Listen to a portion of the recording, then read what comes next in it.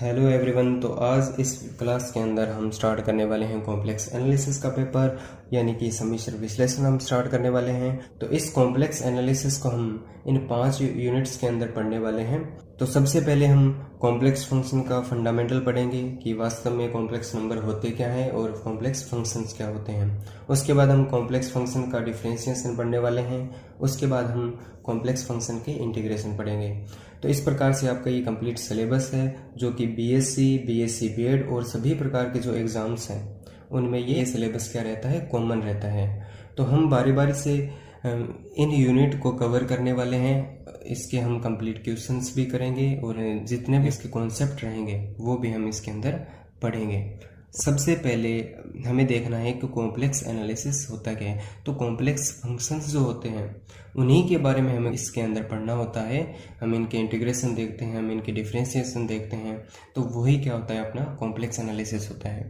पहले हम complex number से स्टार्ट करते हैं। तो सबसे पहले हम स्टार्ट करते हैं कॉम्प्लेक्स नंबर, और कॉम्प्लेक्स नंबर का जो बिहेवियर है वो देखने वाले हैं। उसके बाद इनको रिप्रेजेंट कैसे किया जाता है, और सबसे पहले हम देखते हैं कि कॉम्प्लेक्स नंबर क्या होता है और उसको लिखा कैसे जाता है। तो किसी भी सम्मिश्र संख्या को लिखने के लिए जेड का यूज किया जाता है, और जेड इज इक्वल टू होता है एक्स प्लस आइटा वाई। यहाँ पर जो x है वो रहेगा आपका वास्तविक भाग और y रहेगा आपका काल्पनिक भाग। यहाँ पर जो x को वास्तविक और y को काल्पनिक भाग जो नाम दिया गया है वो z के रिस्पेक्ट में नाम दिया गया है, लेकिन वास्तव में x भी क्या है, आपका रियल नंबर है, और y भी क्या है, एक रियल नंबर है। लेकिन जो आयटा के साथ वाला भाग है उसको हम काल्पनिक भाग बोलेंगे, किसके लिए, इस z के लिए। और जो बिना आयटा वाला भाग है, यानी कि जिसके साथ आयटा की मल्टीप्लाई नहीं है, उसको हम बोलेंगे वास्तविक भाग। यहाँ पर जो आयटा है वो हम सभी जानते हैं √-1 होता है।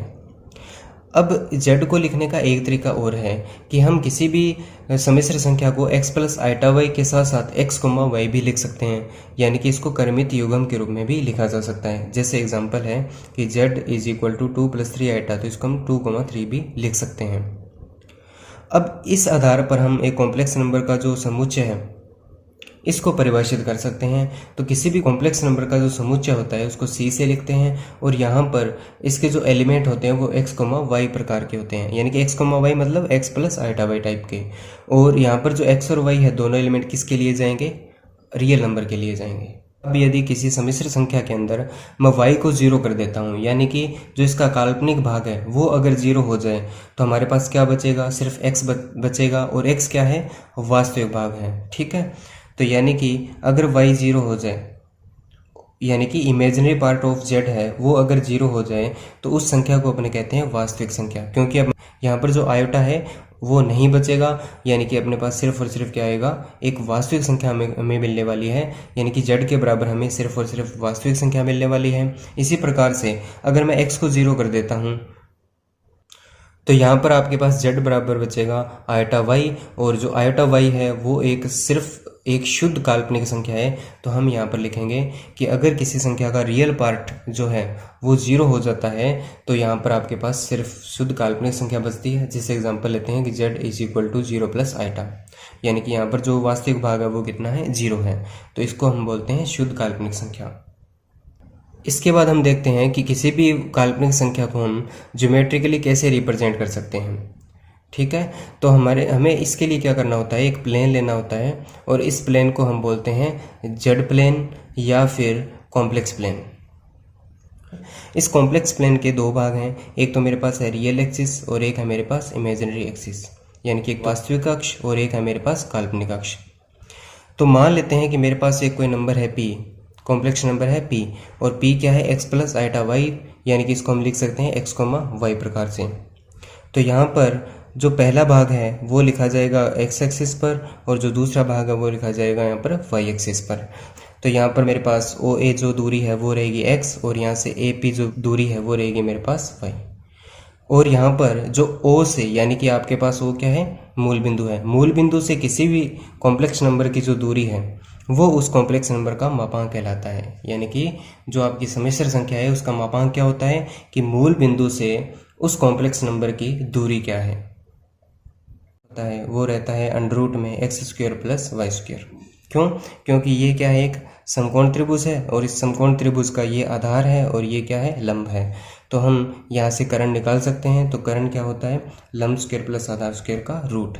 तो यहाँ से हमने OP जो है दूरी निकाल ली। तो OP दूरी क्या आई, अंडर में x square plus y square, और ये क्या होता है, सम्मिश्र संख्या का मापांक होता है। इसी प्रकार से कि OP जो लाइन है ये x एक्सिस के साथ जितना एंगल बनाती है उसको हम बोलते हैं उसका कोणांक, और कोणांक को लिखा जाता है एम्पलीट्यूड या फिर आर्ग्यूमेंट से।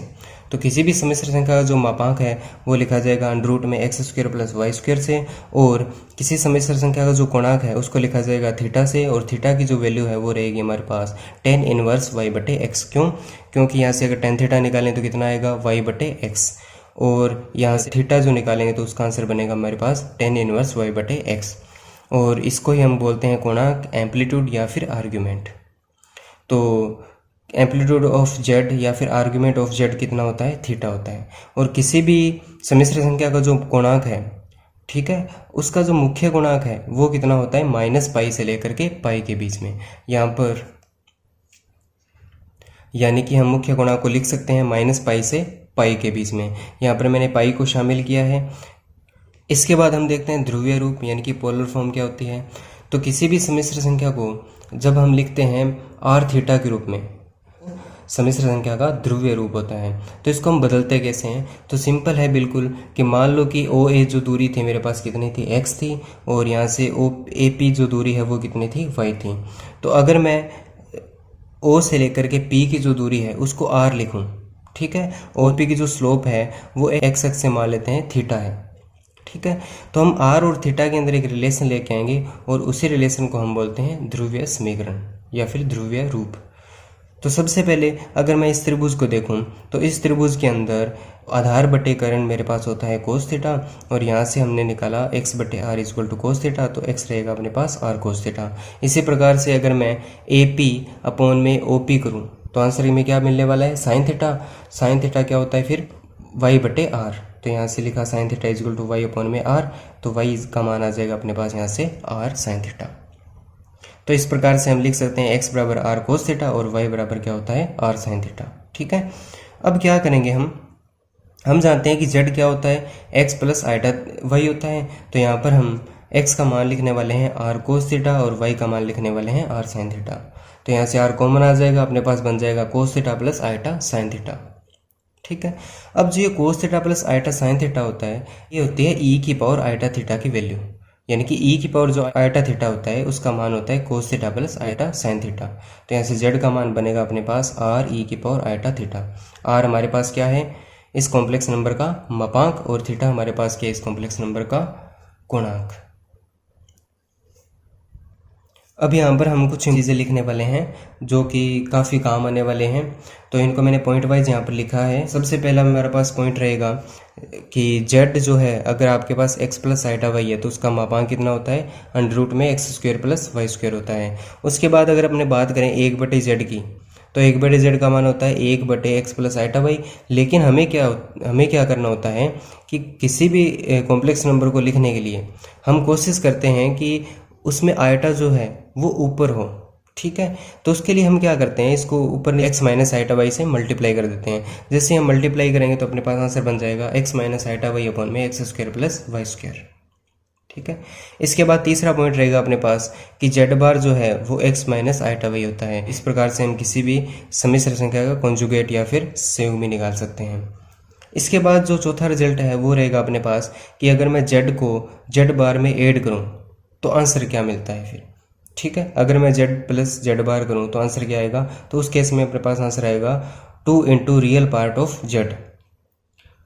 अब इसको प्रूव कर लेते हैं हम कि मान लेते हैं कि x जो z है वो है x प्लस आइटा वाई, तो z बार क्या होगा अपने पास x माइनस आइटा वाई। तो जब हम इन दोनों को ऐड करेंगे तो आंसर में क्या मिलेगा हमें 2x, क्योंकि minus iota y plus iota y से क्या हो जाएगा, कैंसिल हो जाएगा, ठीक है।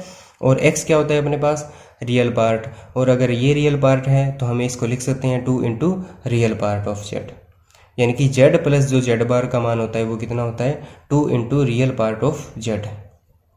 इसी प्रकार से हम पांचवा पॉइंट लिख सकते हैं z माइनस z बार, और जब हम इसी प्रकार से जब इसको हल करेंगे तो यहाँ पर बनेगा मेरे पास 2 into iota into imaginary part of z, ठीक है। और ये रिजल्ट भी आपको ध्यान में रखना है।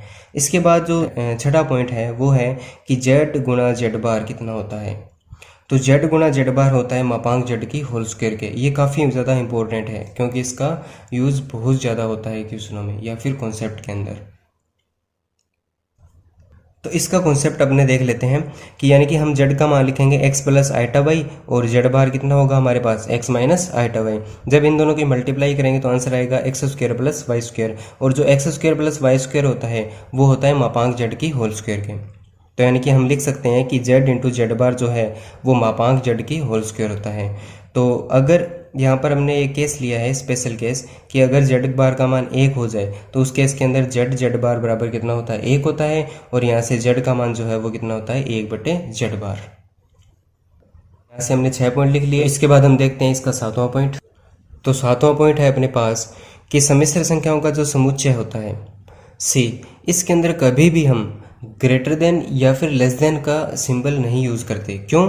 क्योंकि ये परिभाषित नहीं है कि अपने ये नहीं बता सकते कि कौन सा नंबर बड़ा है या फिर कौन सा नंबर छोटा है। ठीक है, ये चीज़ इसके अंदर वैलिड नहीं है। कब वैलिड नहीं है? जब z1 और z2 काल्पनिक संख्याएं हों। अगर ये वास्तविक संख्याएं हो जाती है तब तो उसके अंदर हम बता सकते हैं कि कौन सी संख्या बड़ी है या फिर कौन सी संख्या छोटी है, लेकिन काल्पनिक संख्याओं के अंदर ऐसा नहीं होता। ठीक है, तो हम ऐसा नहीं लिख सकते कि z1 बड़ा है z2 से। हाँ, इनके मापांक की ज़रूर हम बात कर सकते हैं या फिर इनके मॉडुलस की हम ज़रूर बात कर सकते हैं कि किसी नंबर का जो मॉडुलस है बड़ा हो सकता है, किसी नंबर का मॉडुलस छोटा हो सकता है, लेकिन किन्हीं कोई दो संख्याएं जो है काल्पनिक, उनको हम नहीं बता सकते कि कौन सा बड़ा होगा या फिर कौन सा छोटा होगा। इसके बाद हमारा पॉइंट नंबर 8 रहेगा कि z1 प्लस z2 का जो मापांक है वो लेस देन इक्वल टू होता है z1 का मापांक प्लस z2 का मापांक। इसी प्रकार से z1 माइनस z2 का जो मापांक है वो भी लेस देन इक्वल टू होगा z1 का मापांक प्लस z2 का मापांक। तो इस प्रकार से अगर यहाँ पर हम प्लस का यूज़ करते हैं तो इसकी वैल्यू क्या रहती है? छोटी रहती है या फिर इसके बराबर रहती है। लेकिन जब इन दोनों के बीच में हम माइनस का यूज़ कर लेते हैं तो ये दोनों चीज़ें क्या हो जाती है? बड़ी हो जाती हैं। तो हम यहाँ पे लिखेंगे कि z1 प्लस z2 का जो मापांक है वो बड़ा रहेगा या बराबर रहेगा किससे? z1 का मापांक माइनस z2 का मापांक। इसी प्रकार से हम लिख सकते हैं कि z1 माइनस z2 का जो मापांक है वो बड़ा या बराबर रहेगा z1 का मापांक माइनस z2 का मापांक से। ठीक है, इसके बाद जो पॉइंट नंबर 9 है वो हमारा इस प्रकार का है कि अगर हमारे पास कोई एक संख्या z है वो वास्तविक है, ठीक है, कोई भी एक वास्तविक संख्या है, तो उसका जो एम्पलीट्यूड है या फिर जो आर्ग्यूमेंट है या पूर्णांक जो है वो क्या आएगा? या तो 0 आएगा या फिर पाई आएगा। कि मान लो कि हमारे पास कोई एक वास्तविक संख्या है तो यहाँ कहीं लिखी जाएगी। अगर यहाँ कहीं लिखी जाएगी तो इस केस के अंदर ये जो OA लाइन बनेगी वो क्या रहेगी? एक्स एक्स के समानांतर, और जब एक्स एक्स के समानांतर है तो उस केस के अंदर इसका कोण बनेगा 0। अगर इस तरफ कोई पॉइंट है तो यानी कि जो OA लाइन बनेगी वो एक्स एक्सिस से कितने एंगल कोण बनाएगी? Pi radian. ठीक है, तो यहाँ से या तो पाई रेडियन बनेगा या फिर आपके पास एंगल कितना बनेगा? 0 रेडियन। ठीक है, तो 0 रेडियन कब बनेगा? जब संख्या कैसी है? पॉजिटिव है, और जब संख्या नेगेटिव है तो कैसे बनेगा? पाई। इसी प्रकार से अगर कोई संख्या शुद्ध काल्पनिक है, शुद्ध काल्पनिक होने का मतलब है कि हमारे पास जो नंबर है उसके अंदर सिर्फ और सिर्फ काल्पनिक भाग है। ठीक है, यानी कि हमारे पास संख्या है आइटा ए प्रकार की।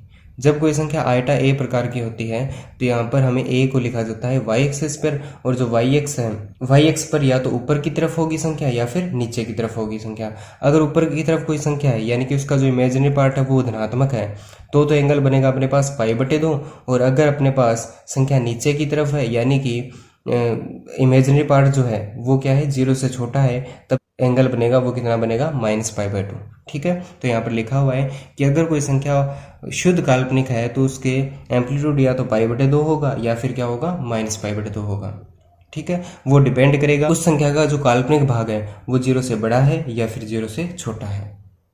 ठीक है, इसके बाद हम देखते हैं पॉइंट नंबर 10। और पॉइंट नंबर 10 क्या है कि अगर किसी संख्या, कोई काल्पनिक संख्या और उसका बार यानी कि संयुग्मी संख्या दोनों अगर बराबर हो जाते हैं तो z क्या होता है? रियल नंबर होता है। यानी कि ये किस केस में बराबर होते हैं? जब z रियल नंबर हो। जैसे 3 है, 3 का अगर हम बार करेंगे तो आंसर क्या मिलेगा? हमें 3 ही मिलेगा। क्यों? क्योंकि इसके अंदर आयोटा नहीं है, और आयोटा नहीं है तो हम आयोटा को माइनस आयोटा से रिप्लेस नहीं कर सकते। ठीक है, तो इस केस के अंदर जो संख्या बनेगी वो कैसी बनेगी? शुद्ध वास्तविक संख्या बनेगी। ठीक है। इसी प्रकार से अगर किसी संख्या का बार करने पर अगर आपको आंसर में मिलता है -z, तो वो संख्या कैसी होगी फिर? काल्पनिक संख्या, शुद्ध काल्पनिक संख्या। जैसे एग्जांपल लेते हैं कि 3 आयटा है और इसका अगर हम बार करें तो आंसर में क्या मिलेगा हमें? -3 आयटा, जो कि किसके बराबर है? z -z के बराबर है। ठीक है। अगर इसको हमने z मानना था, अगर z बराबर था 3 आयटा, तो हमें आंसर में क्या मिला? उसका बार करने पर आंसर में क्या मिला? -z। इसका मतलब ये क्या है? शुद्ध काल्पनिक संख्या है। अब एक और है कि अगर हमारे पास z1 प्लस z2 का बार है तो उसको हम अलग अलग लिख सकते हैं, z1 का बार प्लस z2 का बार। ठीक है। और अपने पास 12 नंबर पॉइंट जो है वो रहेगा डी माइवर थ्योरम। और डी माइवर थ्योरम क्या होती है कि कोस theta plus iota sine theta की जो पावर n है वो किसके बराबर होती है? कोस n theta plus iota sine n theta. और यहाँ पर जो n है वो लिया जाएगा रेशनल नंबर्स में, यानी कि परिमेय संख्या को आना चाहिए। ठीक है। तो ये 12 पॉइंट ऐसे थे जिनको आपको ध्यान में रखना है ताकि हम आगे आने वाले जितने भी क्वेश्चंस है या फिर थ्योरम्स है उनके अंदर इनका यूज कर सकें।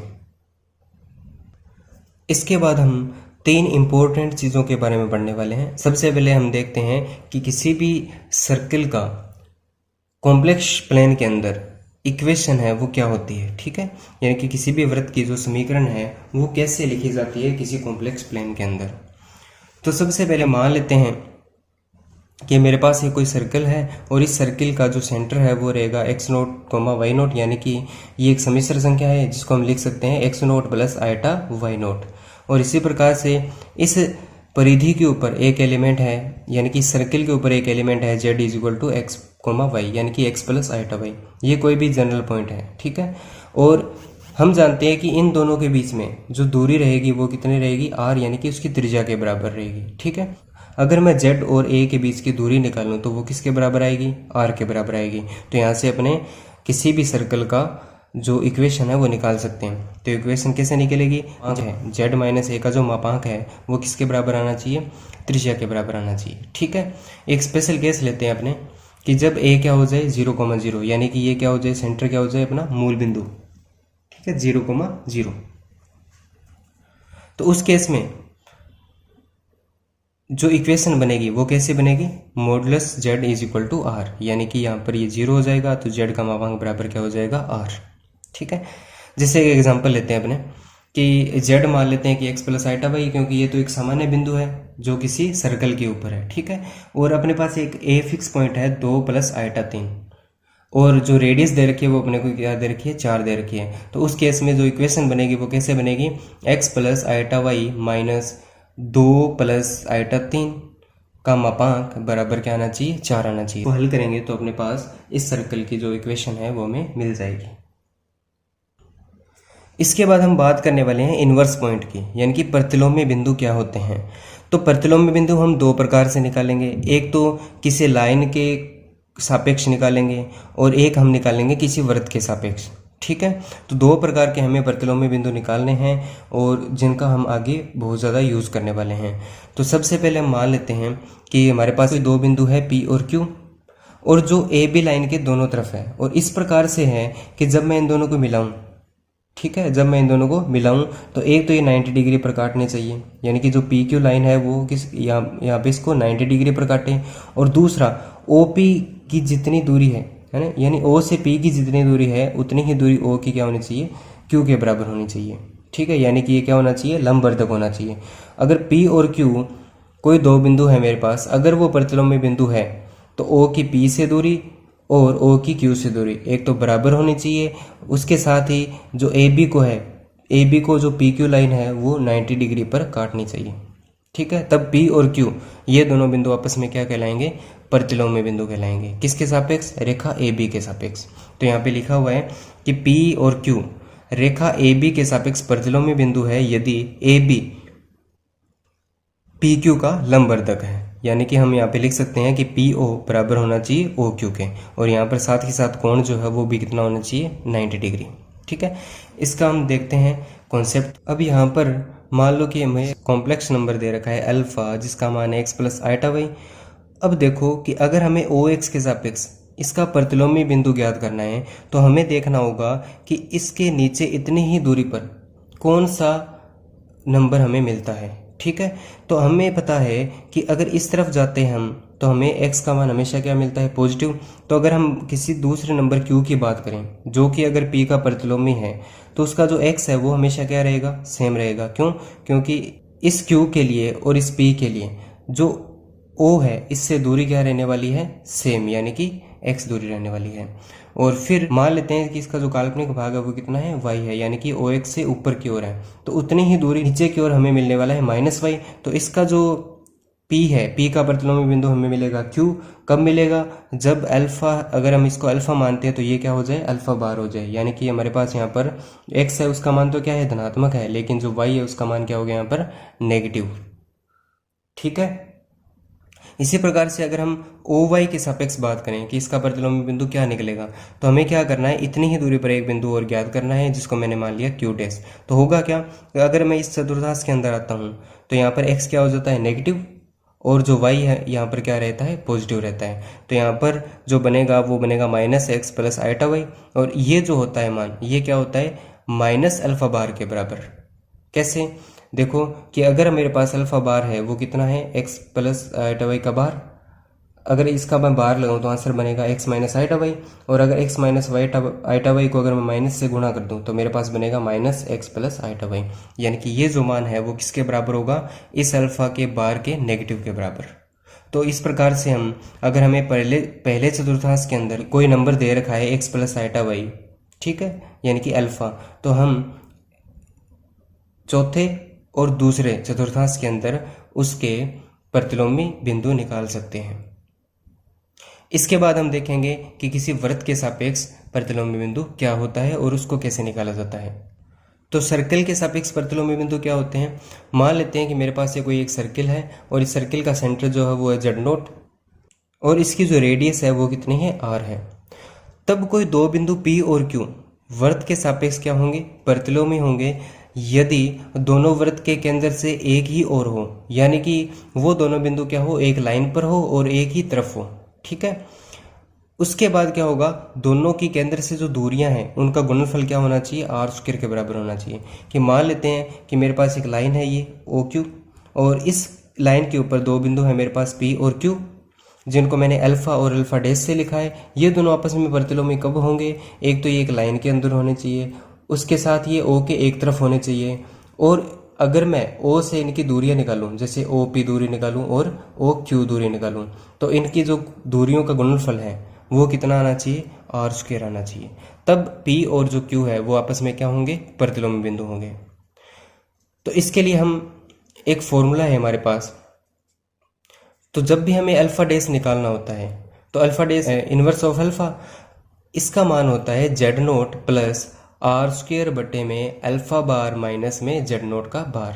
यहाँ पर अल्फा क्या है, जो बिंदु P दे रखा है, और z0 क्या है हमारे पास, सर्किल का सेंटर।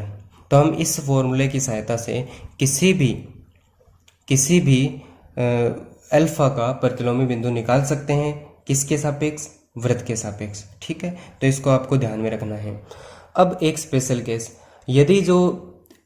यदि अपने पास जो z0 है वो 0 हो, यानी कि मूल बिंदु अपने पास 0,0 हो, z0 का मान अगर 0,0 हो, और जो रेडियस है वो कितनी हो, 1 हो, यानी कि इकाई हो, उस केस के अंदर जो अल्फा डैश बनेगा, यहाँ पर अगर मान रखें अपने alpha dash is equal to, ये तो 0 हो जाएगा, और यहाँ पर रखें 1, तो 1 बटे अल्फा बार, ये कितना हो जाएगा, 0। तो यहाँ से अल्फा डैश का मान कितना आएगा, 1 बटे अल्फा बार।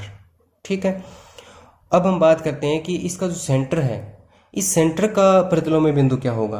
तो इसके सापेक्ष अगर हम ध्यान से देखें चीज़ों को, जैसे जैसे अल्फा अपने पास सर्किल के सेंटर के नज़दीक आएगा, वैसे वैसे अल्फा डैश भी क्या होगा, दूर जाएगा। हम यहाँ से आसानी से इसको देख सकते हैं। ठीक है, इस पर हम एक एग्जाम्पल भी करने वाले हैं अभी। तो कहने का मतलब ये है कि जब अपने सेंटर का प्रतिलोमी बिंदु निकालेंगे तो वो कहाँ जाएगा, अनंत पे जाएगा। ठीक है, तो यानी कि केंद्र का जो प्रतिलोमी बिंदु होता है वो क्या होता है, अनंत होता है, या फिर अनंत पर होता है। ठीक, अब हम इस पे एक एग्जांपल देखते हैं करके। माना कि एक सर्किल है, सर्किल का जो सेंटर है वो कितना है 2 + 2 आयोटा, और जो अल्फा दे रखा है हमें वो दे रखा है 3 + 4 आयोटा, और इसकी रेडियस है वो कितनी है 5 है। तब हमें इस अल्फा का क्या निकालना है, प्रतिलोमी बिंदु निकालना है। तो इस अल्फा डैश का हम फॉर्मूला लिख देंगे और फॉर्मूले के अंदर हम सारे मान पुट करने वाले हैं। तो सबसे पहले आर का मान लिखा मैंने यहाँ पे 5 की स्क्वायर यहाँ पे आ जाएगा 25, और यहाँ पे जेड नोट का मान, और यहाँ पर हम अल्फा बार और यहाँ पर जेड नोट बार लिखने वाले हैं। ठीक है, जब हम इसको हल करेंगे तो अपने पास बनेगा 2 + 2 आयोटा प्लस 25 1 माइनस का 2 आयोटा। ठीक है, और अब हमें क्या करना है, आयोटा को ऊपर लेके आना है। तो ऊपर लेके आना है तो हमें 1 + 2 आयोटा से हम ऊपर नीचे क्या कर देंगे, मल्टीप्लाई कर देंगे। जब इसको हल करेंगे तो अपने पास बन जाएगा 2 + 2 आयोटा प्लस 25/5 गुणा 1 + 2 आयोटा, और लास्ट में जो अपने को आंसर मिलने वाला है फाइनल, वो मिलेगा अपने को 7 + 12 आयोटा। यानी कि हम बता सकते हैं कि 3 + 4 आयोटा का जो प्रतिलोमी बनेगा वो कितना होगा, 7 + 12 आयोटा। ठीक है, अब आप इसको वेरीफाई भी कर सकते हो किससे, कि आप जेड नोट से इसकी दूरी निकालना और जेड नोट से इसकी दूरी निकालना, और दोनों की दूरियों का जो गुणनफल है वो कितना आना चाहिए, 25 के बराबर आना चाहिए, यानी कि 5 की स्क्वायर के। ठीक है, तो इस प्रकार से हमने आज बेसिक कॉन्सेप्ट किए, और इन्हीं कॉन्सेप्ट के आधार पर हम आगे इसको और डिटेल से पढ़ने वाले हैं।